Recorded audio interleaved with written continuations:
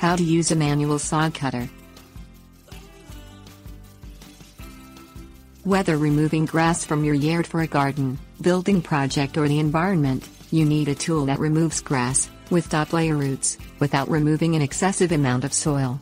A manual sod cutter removes the grass from your yard in 6 or 12-inch wide strips you roll up and remove from your property.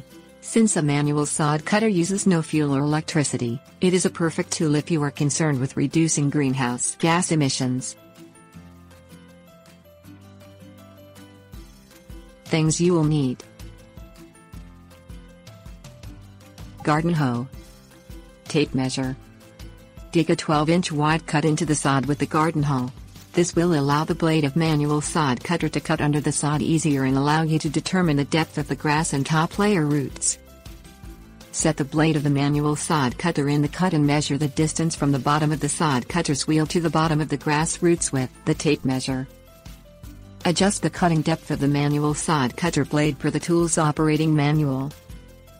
Kick the crossbar located above the cutter blade and push forward on the handles of the sod cutter to begin the cut. Keep your foot on the crossbar as you push to keep downward pressure on the cutting blade. Kick the crossbar if you encounter an area that is hard to push through with the sod cutter.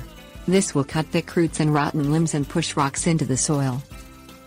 Push downward on the sod cutter handles as you near the end of the cut, to cut the sod.